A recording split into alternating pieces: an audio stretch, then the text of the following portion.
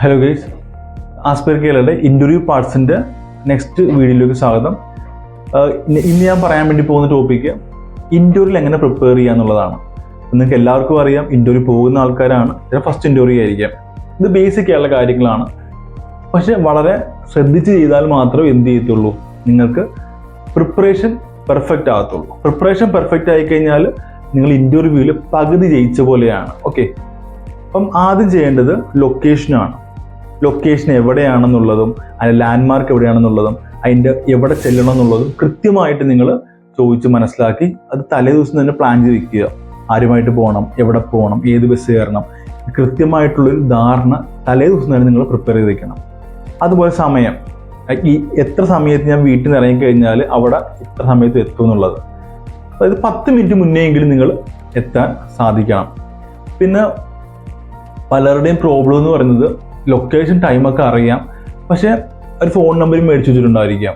പക്ഷെ അവിടെ ചെല്ലുന്ന കഴിഞ്ഞിട്ടായിരിക്കും, ചിലപ്പോൾ കോട്ടയം സ്റ്റാൻഡിൽ ഇറങ്ങിയിട്ട് വിളിക്കാനായിരിക്കും പറഞ്ഞിരിക്കുന്നത്. കോട്ടയം സ്റ്റാൻഡിൽ ഇറങ്ങി വിളിക്കുമ്പോൾ ചിലപ്പോൾ ആ സാറ് ബിസി ആയിരിക്കും, ചിലപ്പോൾ ഔട്ട് ഓഫ് കവറേജ് ആയിരിക്കും, സ്വിച്ച് ഓഫ് ആയിരിക്കും.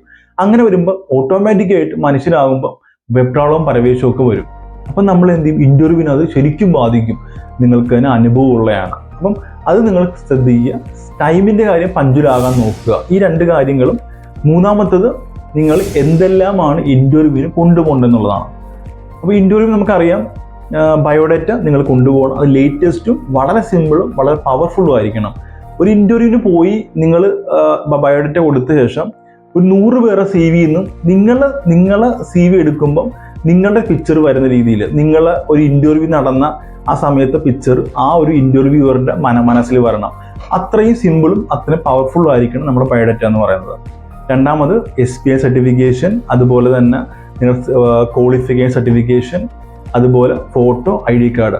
ഇത്തരം കാര്യങ്ങൾ നിങ്ങൾ പ്രിപ്പയർ ചെയ്ത് പോയി കഴിഞ്ഞാൽ, ലൈക്ക് ലൊക്കേഷൻ, ടൈം, കൊണ്ടുപോകേണ്ട ക്യാരി ചെയ്യേണ്ട കാര്യങ്ങൾ, ഇത്രയും കാര്യങ്ങൾ കൊണ്ടുപോയി കഴിഞ്ഞാൽ നിങ്ങൾക്ക് ഇൻ്റർവ്യൂവിൻ്റെ ഏകദേശം പ്രിപ്പറേഷനായി.